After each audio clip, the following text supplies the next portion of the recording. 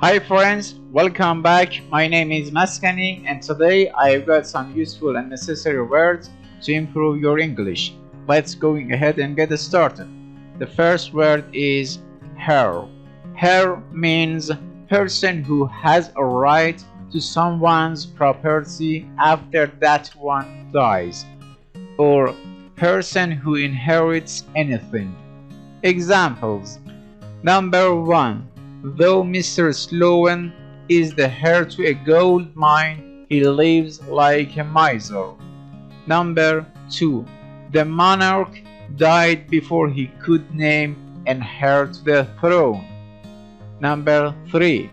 It is essential that we locate the rightful heir at once.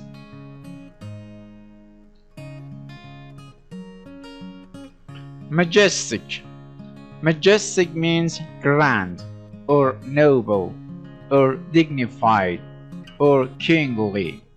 Examples: Number 1. The lion is the most majestic creature of the jungle. Number 2. In Greek mythology, Mount Olympus was the majestic home of the gods. Number 3. The graduates marched into the auditorium to the music of the Majestic Symphony.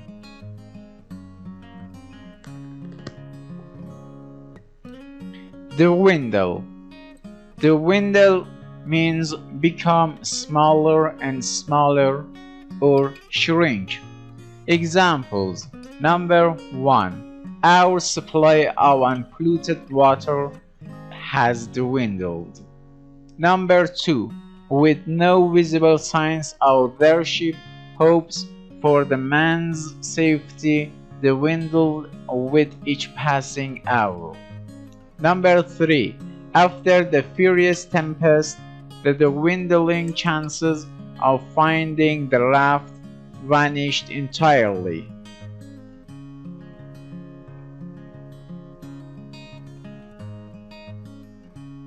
Surplus.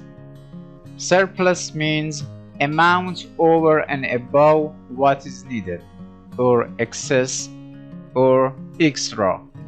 Examples: Number 1. The bank keeps a large surplus of money in reserve. Number 2. Surplus wheat, cotton, and soybeans are shipped abroad. Number 3. No mortal ever considers that he has a surplus of good things.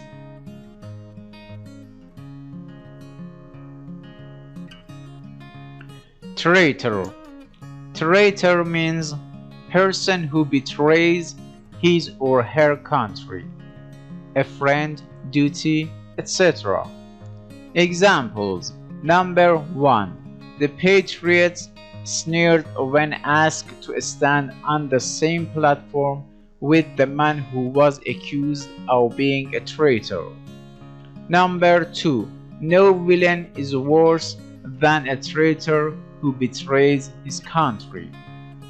Number 3. Do not call him a traitor unless you can verify the charge. Deliberate. Deliberate means to consider carefully, or intended, or done on purpose, or slow and careful, as though allowing time to decide what to do.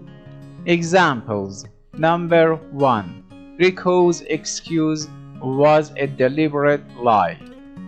Number 2. My grandfather walks with deliberate steps. Number 3.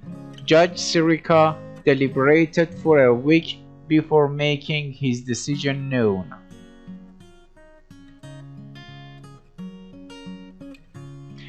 Vandal. Vandal means person who willfully or ignorantly destroys or damages beautiful things. Examples: Number 1. Adolescent vandals wrecked the cafeteria. Number 2. The vandals ripped the paintings from the wall. Number 3. We could scarcely believe the damage caused by the Vandals.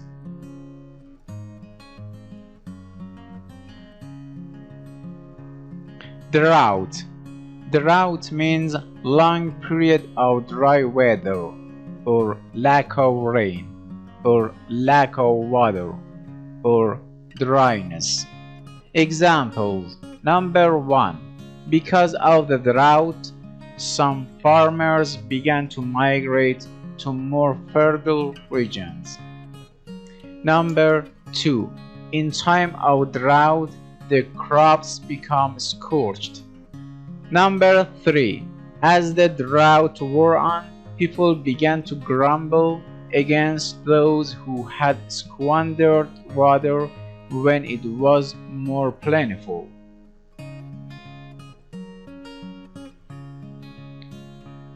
Abide.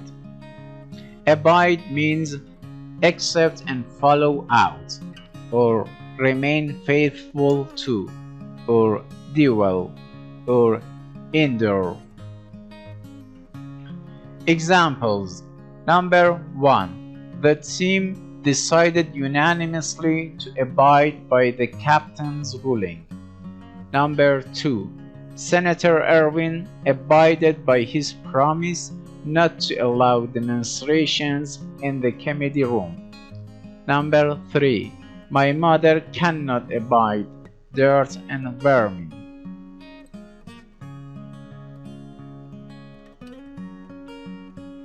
Unify. Unify means unite, or make or form into one. Examples. Number 1. The novel traces the developments that unified the family.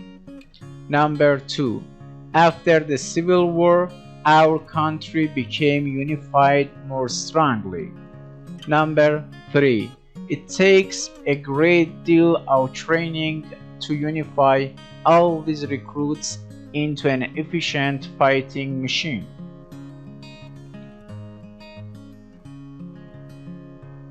Summit.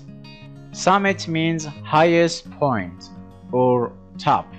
Examples. Number 1. We estimated the summit of the mountain to be 20,000 feet. Number 2. Do not underestimate Ruth's ambition to reach the summit of the acting profession. Number 3. The summit meeting of world leaders diminished the threat of war.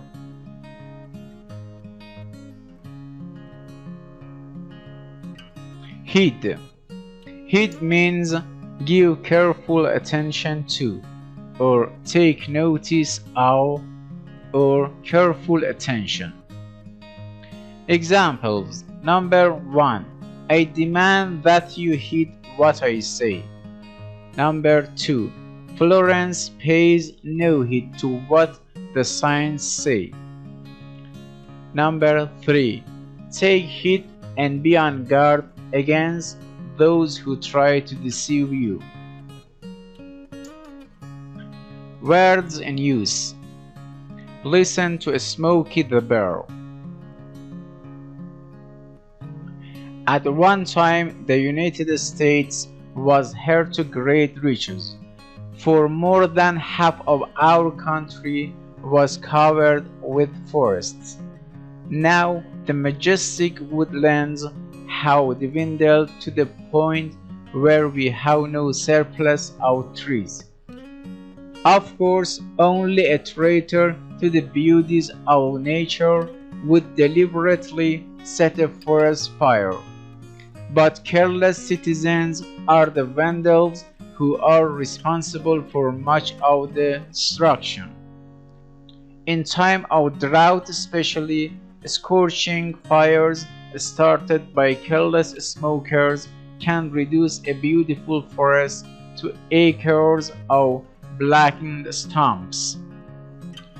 Theodore Roosevelt understood that we cannot abide the continual loss of our precious forests but we can learn to live in harmony with nature.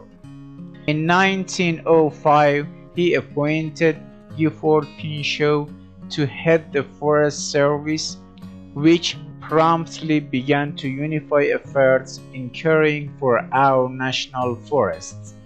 The modern forest rangers, from the lookouts stationed on mountain summits to the smoke jumpers who parachute from airplanes to fight fires, ask us to heed the advice of Smoky the bear, who has become their symbol.